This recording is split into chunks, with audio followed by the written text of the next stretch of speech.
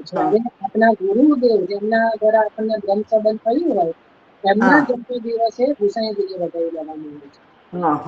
બરાબર. અને આપનો બ્રહ્મ સંબંધ દિવસ જો આપને યાદ હોય તિથિ અનુસાર તો એ દિવસે મહાપ્રભુજીની લો, એવું એ પ્રમાણે મેં પહેલા કીધેલું. અહીંયા એક જ વધાઈ લેવાની છે, વધારની એક વધાઈ જેને લેવી હોય એ લઈ શકે છે, પણ આગલા દિવસે મને કહી દેવું. ચલો, તો હવે આટલું થયું. આમાં હવે કોઈને કઈ પ્રશ્ન નથી. હવે આપણે ચિંતન સંતાન હંતારો એનું મંગલાચરણ સમજી ચૂક્યા, અને શ્રી ગોવર્ધનનાથ પાદ યુગલમ એના જે 2 શ્લોક છે એ પણ આપણે સમજી ચૂક્યા છીએ. તો આ બંને મંગલાચરણના ભાવ જે છે એ આપણે સમજી લીધા છે. બરાબર, હવે એમાં કોઈને કઈ પ્રશ્ન નથી એવું માની લઉં છું. ચલો, હવે આપણે એક બીજું હતું. એક વૈષ્ણવનો એવો પણ પ્રશ્ન આવ્યો હતો, ને કાલે દીપાલીબેને પણ કીધું કે આપ કઈ મૂકો ને, જેમ કોઈ પ્રોડક્ટ લઈએ તો એનું યુઝર મેન્યુઅલ હોય કે કઈ રીતે એને વાપરવું. તો આજે પણ એક પુરુષોત્તમ સાહિત્ય તો મીનાબેને પણ કીધું ને, એક બીજા વિષયમાં મોઢે નામ નથી ખબર, એમનો પણ મેસેજ આવ્યો કે જે બી આ ક્યારે કરવાનું એવું. પુરુષોત્તમ સ્તવન આજે જે મૂક્યું છે, અને એક વૈષ્ણવે તો બહુ સુંદર એવું પૂછ્યું કે મને ખબર નથી પૂછાય કે ના પૂછાય, પણ આ આપે ક્યારે રચેલું એવું પણ પૂછ્યું છે. તો થોડું એનું ખાલી ચિંતન કરી લઈએ. હા, બોલો નીતાબેન. જયભાઈ, જય શ્રી કૃષ્ણ. આપ શ્રી ગાયને મોકલજો ને, તો શું છે રાગની બી અમને સમજ પડે ને, તો મજા આવે ગાવાની, આનંદ આવે. એટલે આપે લખીને મોકલ્યું છે ને, તો ગાયને મોકલવા વિનંતી છે. એટલે એ પણ મારે આમાં આવી જશે. હવે થોડું આપણે સરસ લઈએ પહેલા એ કહી દઉં કે આ પુરુષોત્તમ ની અંદર પણ એક છે ને ગણિત છુપાયેલું છે. જો મહાપ્રભુજીને ગણિત બહુ પ્રિય, કેવું ચતુર્દિશ્ચય રીતે બધું આવ્યું. તો એ જ રીતે આ જે પુરુષોત્તમ સહસ્ત્રનો એક જે ગૂઢ ભાવ છે એ કહી દઉં છું. જ્યારે છેલ્લે અધિક મહિનો હતો, શ્રાવણ મહિનો અધિક હતો, કોઈને યાદ હોય તો, એ સમયે મનમાં ચિંતન ચાલતું હતું કે પુરુષોત્તમ સ્વરૂપ ઉપર કંઈક પ્રગટ કરવું એમ. પુરુષોત્તમ માસ, જ્યારે અધિક મહિનો તો એને શું કહેવાય? પુરુષોત્તમ માસ. પુરુષોત્તમ માસના દિવસ કેટલા હોય? કોઈ પણ મહિનાના 30 હોય ને. આ પણ જોઈ લેજો, જે પુરુષોત્તમ સ્ત્રવન મેં મોકલ્યું છે ને, એની અંદર પુરુષોત્તમ એટલે પુરુષોત્તમ ભગવાન એટલે શ્રી પ્રભુના 30 નામો છે, જે છે 30 નામો છે એની અંદર.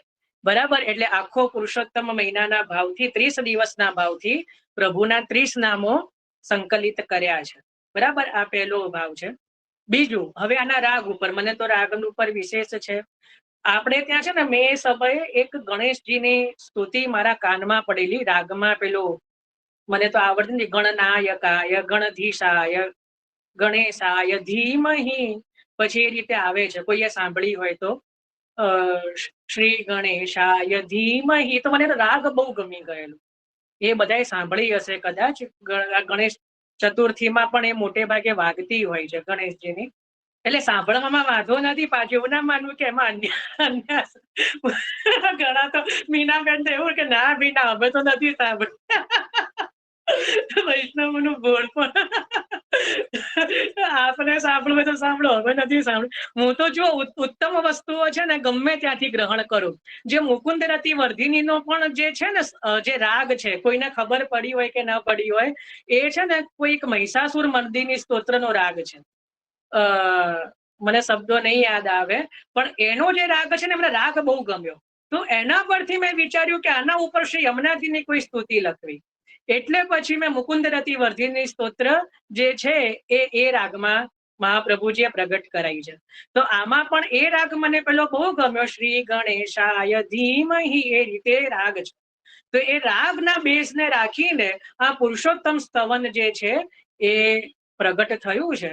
અને એની અંદર 30 નામો છે પુરુષોત્તમ સ્વરૂપના, કારણ કે પુરુષોત્તમ મહિનાના 30 દિવસ, કોઈ પણ મહિનાના 30 દિવસ હોય, એટલે એ રીતે પુરુષોત્તમ માસના 30 દિવસના ભાવથી 30 નામો એની અંદર સંકલિત કરેલા છે. બરાબર, તો આ એક એ રીતે છે. એટલે આપને જયારે લેવું, પણ મેં જયારે એ વખતે જે લખેલું ત્યારે પુરુષોત્તમ મહિનામાં લખેલું છે, અને આ ભાવથી લખેલું છે. ખ્યાલ આવ્યો? પછી એનું રેકોર્ડિંગ પણ છે, મને મળ્યું નહીં. જો અમારે એક છે વૈષ્ણવ બધું મારું સંગ્રહિત કરતા હોય છે, એમના પાસેથી મળી જશે તો હું જરૂરથી રેકોર્ડિંગ બી મોકલી દઈશ. બરાબર, તો આટલું એક હતું. હવે આપણે પ્રવેશ કરીએ આપણા મૂળ આજના વિષય પર. આજથી આપણે 84 વૈષ્ણવના પુરુષોત્તમ સહસ્ત્ર નામ સ્તોત્ર, ચલો જેમાંથી આપણે હવે નામ લેવાના છે. પણ આજથી નામ પ્રારંભ નહીં થાય. આજે આપણે શું લેવાનું છે કે પુરુષોત્તમ સહસ્ત્ર નામ સ્તોત્ર છે એનું સ્વરૂપ શું છે. બરાબર, એનું સ્વરૂપ શું છે? ઘણાને ખબર હશે કે એનું પ્રાગટ્ય કઈ રીતે થયું. ઘણાને નહીં ખબર હોય તો આપણે સંક્ષિપ્તમાં લઈએ કે શ્રી મહાપ્રભુજીને શ્રીમદ ભાગવતજી ઉપર કેવું વિશેષ સ્નેહ છે.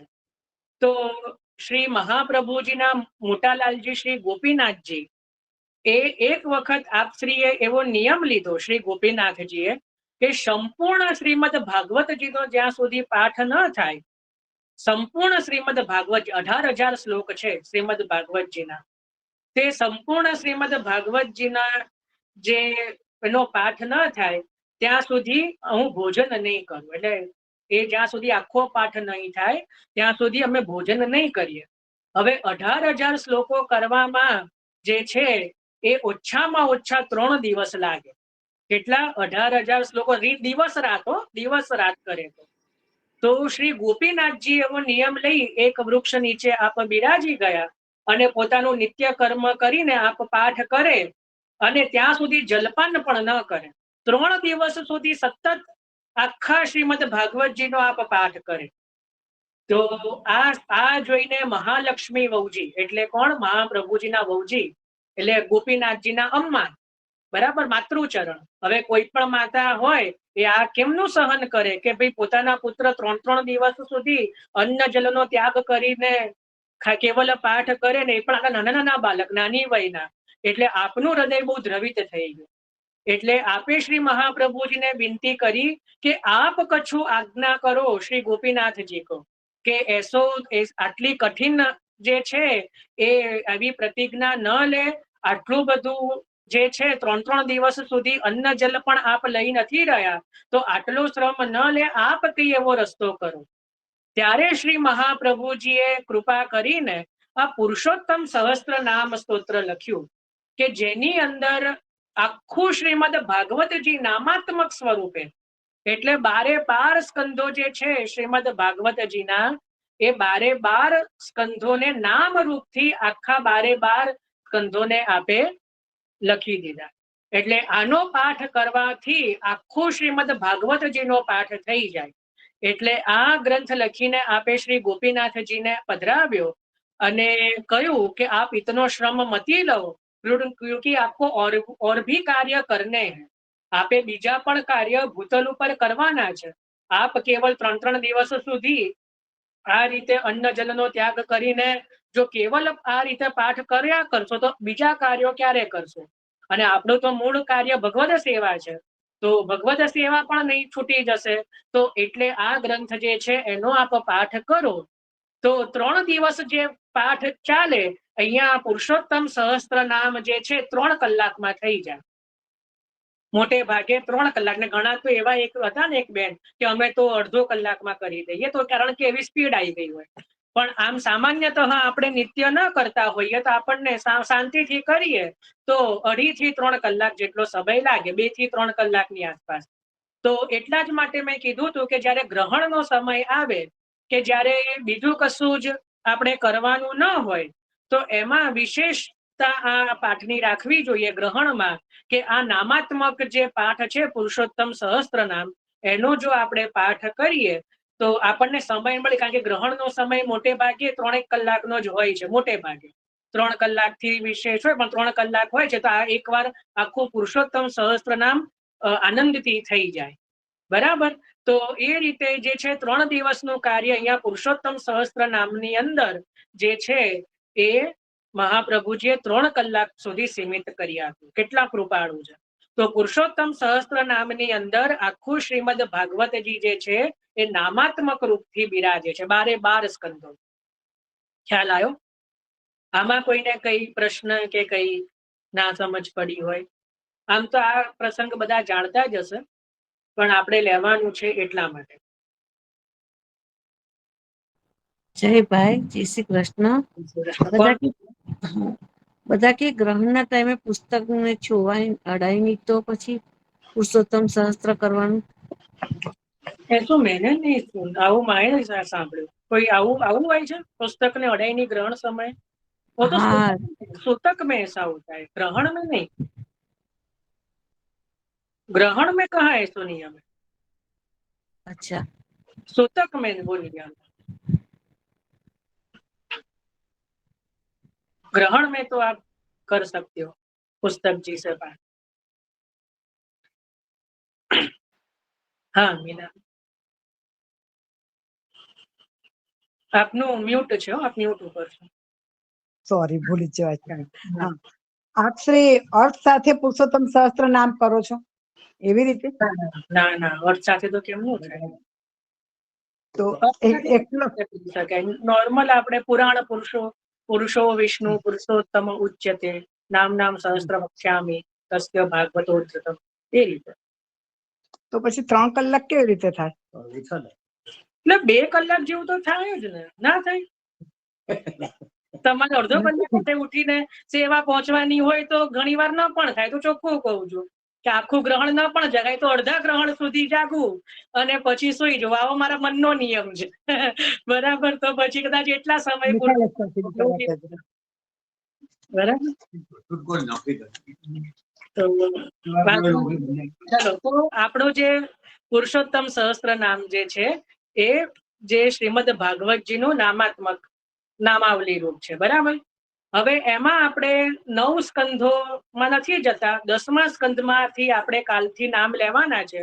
10મો સ્કંધ જે છે એ 149મા શ્લોકથી પ્રારંભ થાય છે. આપણા પુસ્તકમાં જોશો ને તો કાલે આપણે 149મા શ્લોકથી પ્રવેશ કરીશું કે એમાં જન્મ પ્રકરણના જે 4 અધ્યાયના નામો લેવાના છે. તો એ 149મા શ્લોકથી પ્રારંભ થાય છે. આજે આપ ખાલી બધા એટલું લખો કે જન્મ પ્રકરણના નામ જે છે એ કયા શ્લોકમાં છે. તો 149 થી લઈને 157.5, 149 થી 149 થી 157.5, મતલબ 157 શ્લોક આખો અને 158માં પ્રથમ લાઈન જે છે ત્યાં સુધી જે છે એ જન્મ પ્રકરણના નામ છે. એટલા માટે હવે હું શબ્દ લખાઈ દઉં છું. પરબ્રહ્મ અવતરણ, પરબ્રહ્મ અવતરણ થી લઈને પ્રપંચ સ્મૃતિ કારણમ ત્યાં સુધી, પરબ્રહ્મ અવતરણ કરી ત્યાંથી લઈને પ્રપંચા સ્મૃતિ કારણમ ત્યાં સુધી જન્મ પ્રકરણના નામ છે. એટલે 149મા શ્લોક થી લઈને 157.5 આટલા જે 9.5 શ્લોકો છે એની અંદર જન્મ પ્રકરણના નામો શ્રી મહાપ્રભુજીએ લખ્યા છે. એનું કાલે આપણે પ્રારંભ કરીશું. અને કેટલા નામો લખ્યા છે એ પણ લખી લો, કેટલા નામો લખ્યા છે એ પણ લખી લો. તો 729 થી લઈને 766, 729 થી લઈને 766, 38 નામો જે છે જન્મ પ્રકરણના શ્રી મહાપ્રભુજીએ લખ્યા છે. 38 નામો. ખ્યાલ આવ્યો? 729 થી લઈને 766, 729 થી 766, 66, 38, 38 નામો જન્મ પ્રકરણના શ્રી મહાપ્રભુજીએ લખ્યા છે. એ આપણે કાલથી લેવાના છીએ. બરાબર, ચલો હવે કોઈના જે પ્રશ્નો હોય. માલતીબેન. કૃષ્ણ, જય શ્રી કૃષ્ણ જયભાઈ. હું એમ કહેતી હતી કે આપણે ગ્રહણના સમયે કરીએ છીએ પણ એમાં માનસાદના પદો પણ આપણે હોઈએ તો પાઠ કરવો જોઈએ.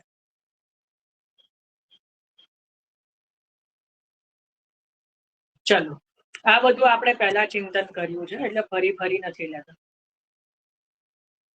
સારું, તો આજે આપણે અહીંયા સુધી રાખીએ છીએ. બરાબર, કાલથી આપણે હવે મૂળ ગ્રંથ જે છે પુરુષોત્તમ સહસ્ત્ર નામનો એ લઈશું. હા બોલો નીતાબેન. હા, જય શ્રી કૃષ્ણ જયભાઈ. મારી પાસે જે આ પુરુષોત્તમ સહસ્ત્રનું બુક્સ છે ને એમાં સળંગ